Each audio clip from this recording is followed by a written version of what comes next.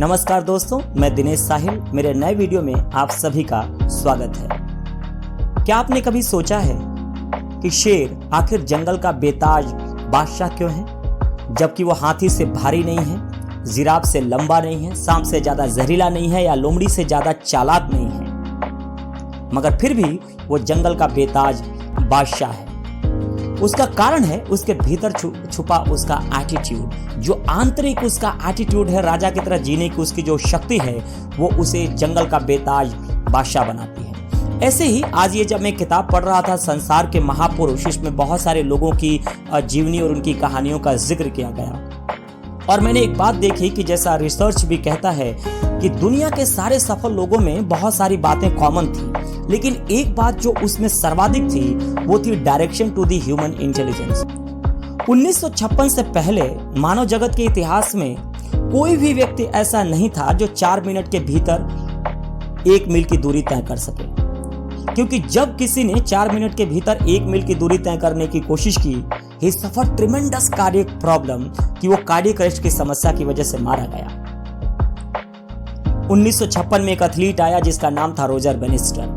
Roger Bannister ने जब देखा कि लोग अपने पैरों को मजबूत करने में लगे हैं, अपने टखनों को मजबूत करने में लगे हैं, अपने टो पावर्स को बढ़ाने में लगे हैं, मगर असल समस्या तो दिल में है कि जब हम 4 मिनट के भीतर 1 मील की दूरी तय करने की कोशिश करते हैं तो दिल उस स्पीड से ब्लड को पंप नहीं कर पाता और लंग्स हवा को इन्फ्लेट नहीं कर पाते और ब्रेन में ऑक्सीजनेशन की कमी हो जाती है, जिसकी वजह से आदमी कार्डियक प्रॉब्लम को सफर कर जाता है। इस समस्या को डिफाइन करते हुए उसने कहा कि क्यों ना मैं अपने हार्ट और लंग्स को इस तरीके से ट्रेन करूं कि जब 4 मिनट के भीतर 1 मील की दूरी तय करने की कोशिश की जाए तो हार्ट उसी स्पीड से ब्लड को पंप कर सके और लंग्स उसी स्पीड से हवा को इन्फ्लेट कर सके। इनफैक्ट उसकी पूरी की पूरी ट्रेनिंग इस तरीके से डिजाइन की गई जो दिल और लंग्स पर ही केंद्रित थी कि वो लगातार ब्लड को पंप करता रहे और लंग्स का इन्फ्लेशन होता रहे।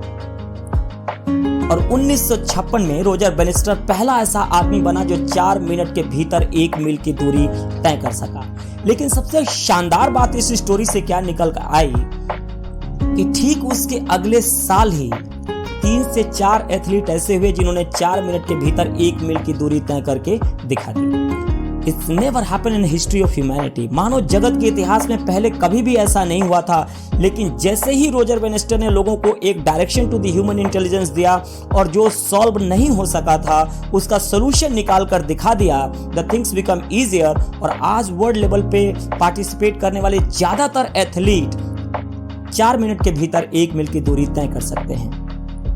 It's not about your intelligence, but the direction to the human intelligence जो आपको सफलता की तरफ ले जाता है। इसका दूसरा सबसे शानदार एग्जाम्पल मिलता है कॉर्पोरेट इंडस्ट्री के बेताज बादशाह रतन टाटा की जिंदगी से। रतन टाटा एक बार कहीं किसी काम से जा रहे थे कि अचानक उनकी गाड़ी रेड लाइट पर रुक गई। उस दिन मूसलाधार बारिश हो रही थी। It was a torrential rain. अचानक से उनके बगल में एक काइनेटिक होंडा आकर रुकी जिस पर एक परिवार सफर कर रहा था, हस्बैंड वाइफ और 2 बच्चे, जैसा कि हर मिडिल क्लास फैमिली में होता है, आप सभी जानते हैं। वो बारिश में भीग रहे थे। गाड़ी के अंदर बैठे बैठे भी शीशे के अंदर से भी बाहर की तरफ देखना बहुत मुश्किल था क्योंकि बेहद मूसलाधार बारिश हो रही थी। जब उन्होंने उस परिवार को भीगते हुए देखा, रतन टाटा भीतर से सिहर गए। ये बात उनको अंदर तक झंझोड़ गई। उन्होंने सोचा कि विंडशील्ड के अंदर से भी देखना इतना मुश्किल है और ड्राइव करना इतना मुश्किल है, और ये लोग जान में जोखिम में डालकर इतनी मूसलाधार बारिश में आखिर कैसे घर पहुंचते होंगे। इस घटना ने उनको भीतर से पूरी तरीके से हिला के रख दिया। तो सब्सिक्वेंट बोर्ड मीटिंग में रतन टाटा ने बोर्ड के सामने ये प्रस्ताव रखा कि क्या हम 1 लाख रुपए की कोई कार बना सकते हैं।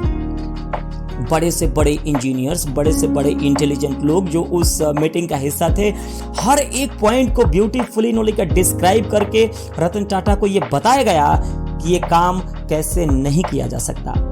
क्योंकि आज के मटेरियलिस्टिक जमाने में जहां इतनी महंगाई है, 1 लाख रुपए की कार बनाना लगभग नामुमकिन सा है। लेकिन सबसे शानदार बात क्या थी कि उस बोर्ड मीटिंग को कंक्लूड करते हुए रतन टाटा ने कहा कि आज का पूरा दिन हमने ये डिस्कस किया है कि इस काम को कैसे नहीं किया जा सकता। क्या कल सुबह से हम ऐसा इमेजिन करना शुरू करें कि ये किया जा सकता है और ये सोचें कि कैसे किया जा सकता है। और ये टाटा नैनो की शुरुआत थी। जो लोगों को असंभव लग रहा था, रतन टाटा के असाधारण नेतृत्व ने उस नामुमकिन को मुमकिन करके दिखा दिया और आखिर उन्होंने 1 लाख रुपए की कार बना दी। तो it's not about your intelligence but the direction to the human intelligence. जो भी सफल लोग हुए हैं, कहीं ना कहीं उन्होंने अपनी नॉलेज को ऐसा डायरेक्शन दिया है जिन्होंने समाज को, दुनिया को एक नई दिशा दी है।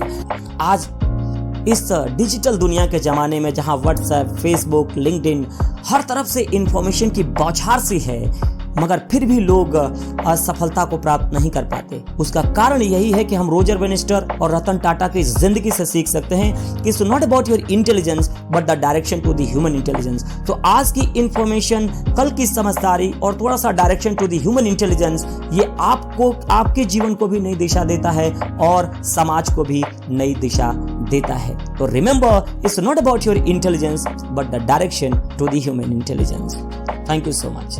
अगर ये वीडियो आपको अच्छा लगा हो तो इसे लाइक, शेयर और सब्सक्राइब करें। अपने दोस्तों के साथ भी शेयर करें, जिससे मुझको भी मोटिवेशन मिलता है कि मैं आगे भी ऐसी छोटी छोटी इंस्पिरेशनल स्टोरियां आपको सुनाता रहूं और हम लोग भी इन महान लोगों से सीखकर सफलता की तरफ एक एक कदम और बढ़ा सकें।